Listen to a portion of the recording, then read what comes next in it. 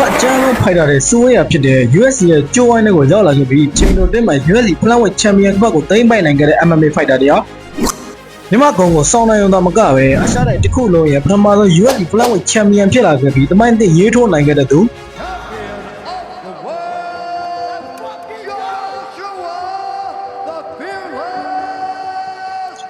ဒုက္ခနဲ့ဘောရတဲ့ရေမီရချားမှာရှင်နေကြီးပြင်းခဲ့ရတဲ့သူတရားမြမကိုကဘာအတီအောင်ချပတ်နိုင်ခဲ့ပြီး UFC ဖလန်ဝက်ချန်ပီယံဖြစ်လာခဲ့တဲ့မြမကုံတော်ချင်းတိုင်းသားလေးဂျော့ရှူဝါဘန်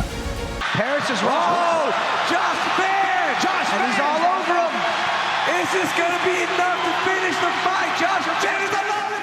ဂျော့ရှူဝါဘန်ဆိုပြီးကြော်ကြားလာမယ်ခြာရီလေးတယောက်ကိုနောက်တစ်ခုနဲ့အော်တိုဘာ10ရက်နေ့မှာမြန်မာနိုင်ငံရဲ့တောင်တန်းဒေသဖြစ်တဲ့ချစ်ပီနဲ့ဟာခါမြို့လေးမှာမွေးပွားလာခဲ့တာပဲဖြစ်ပါတယ်။ဟာငယ်စဉ်ကမိဘနှစ်ပါးရဲ့ငွေကြေးခက်ခဲမှုတွေနဲ့တူစိုးရတဲ့ပြည်တွင်းစစ်တမ်းကိုပါခံစားခဲ့ရပါတယ်။ဒါကြောင့်ပဲဘိုင်းရဲ့မိဘတွေကတာသမီတွေရဲ့အနာဂတ်ကောင်းမွန်စေဖို့အတွက်မွေးရမီကိုဆုံးပါပြီးဒီဘက်ကိုပြောင်းရွှေ့ဖို့ဆုံးဖြတ်ခဲ့ကြတယ်။ဒီလိုနဲ့ဘန်လုံးမိသားစုဟာသူ့အသက်10နှစ်အရွယ်မှာပဲမလေးရှားနိုင်ငံကိုပြောင်းရွှေ့လာခဲ့ကြတယ်။မလေးရှားနိုင်ငံမှာအချိန်တန်းနဲ့နေထိုင်ခဲ့ပြီးတဲ့နောက်မှာတော့အမေရိကန်ပြည်ထောင်စုဝစ်စတန်မြို့ကိုဒုက္ခတခုကိုပြောင်းရွှေ့ပုံလုံးဝင်ရရှိခဲ့တယ်။ဒီလိုနဲ့အမေရိကန်ကိုရောက်ချင်းမှာပဲဘန်ရဲ့မိဘတွေကသူ့ရဲ့အနာဂတ်တွေအမေရိကန်မှာပဲကြောင်းထားပေးခဲ့ပါတယ်။ဒါပေမဲ့လည်းဘာသာတကအခက်အခဲတွေကြောင့်ပဲအတတ်မော်တချို့ရဲ့အနိုင်ကျင့်တာတွေကိုခံခဲ့ရတယ်။ဒီလိုအနိုင်ကျင့်ခံရမှုတွေကြောင့်စိတ်တန်ရာတွေရခဲ့တဲ့ဘန်ဟာကိုယ့်ကိုယ်ကာကွယ်ဖို့အတွက်ဒုက္ခချင်းတစ်ခုမှအမှန်ပဲပညာရဲ့ကိုစတင်လေ့လာသိယူခဲ့တယ်။အဲ့ဒီအချိန်မှာပဲဘန်ဟာသူ့ဘာကိုဝါသနာပါလဲဆိုတာတက်ကိုသိသွားပြီးပညာရေးလမ်းကြောင်းကိုဆက်မလျှောက်တော့ပဲသူဝါသနာပါတဲ့အမှန်ပဲလောကထဲကိုခြေတုံးပြဝင်ဖို့ဆုံးဖြတ်ခဲ့တော့တယ်။ဒီလိုအမှန်ပဲလောကထဲဝင်ဖို့ကြိုးစားနေချိန်မှာပဲဘန်ရဲ့ဖခင်ဟာဆုံးမသွားခဲ့ပါတယ်။ဒါကြောင့်ပဲခိုးခိုးရမဲနေတဲ့မိသားစုပေါ်ပြည့်စုံတာယာတဲ့ဘဝမျိုးဖြစ်အောင်ဖန်တီးပေးခြင်းခဲ့တာကြောင့်သူရှောက်နေတဲ့ပန်းနဲ့ရောက်အောင်ပြင်းပြင်းထန်ထန်ကြိုးစားလာခဲ့တယ်။ဒီလိုကြိုးစားမှုတွေကြောင့်ပဲအပြောင်းလဲထိုးပွဲတွေကနေ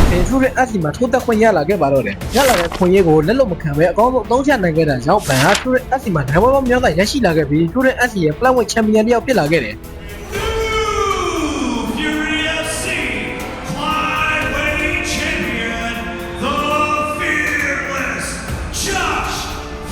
ဘန်ဟာသူ့ရဲ့အစီမှာအောင်မြင်မှုတွေနဲ့သူဆက်ဆောင်ကောင်းတွေချပြနိုင်ခဲ့တာကြောင့်ပဲ UFC ရဲ့အာရုံစိုက်မှုကိုရရှိလာခဲ့ပြီး2023ခုနှစ်မှာပဲ UFC နဲ့စာပြေချုပ်လို့နိုင်ခဲ့တယ်။ဒီလိုနဲ့ UFC မှာထိုးသက်ခွင့်ရလာခဲ့ပြီး2023ခုနှစ်ဇွန်လ24ရက်နေ့မှာ UFC ရဲ့ပို့ဥတို့ကိုအောင်မြင်စွာနဲ့စတင်နိုင်ခဲ့တယ်။ဘန်ဟာသူ့ရဲ့ပြောင်းလဲလာတဲ့ဆက်ဆောင်ရည်ကောင်းတွေကြောင့် UFC မှာနိုင်ပွဲတွေရရှိလာခဲ့ပြီးချိန်တိုတင်းမှာ UFC Flyweight တန်းရဲ့ ranking number 1ဖြစ်တဲ့ Brandon Weinberg ကိုအနိုင်ယူပြီး Flyweight Champion ကပတ်ကိုပါစိန်ခေါ်ခွင့်ရလာခဲ့တယ်။ဒီလိုနဲ့2025ခုနှစ်ဒီဇင်ဘာ6ရက် UFC 323မှာတော့သူ့ရဲ့ကြိုးစားအားထုတ်မှုနဲ့သူချန်ပီယံဖြစ်ချင်တဲ့အိမ်မက်တရဲ့တွန်းအားပေးမှုကြောင့်ပွဲစဉ်ရဲ့26စက္ကန့်အတွင်းမှာပဲဖလန်ဝက်ချန်ပီယံကပတ်ကိုရရှိသိမ်းပိုက်နိုင်ခဲ့တယ်။ဒါရဲ့အောင်မြင်မှုဟာ UFC သမိုင်းတစ်လျှောက်2000ခုနှစ်ဖွားရဲ့ပထမဆုံး UFC ချန်ပီယံဖြစ်လာခဲ့ပြီး UFC ရဲ့ဒုတိယအတန်းငယ်ဆုံး UFC ချန်ပီယံတစ်ယောက်ဖြစ်မှတ်တမ်းတင်နိုင်ခဲ့ပြီဖြစ်ပါတယ်။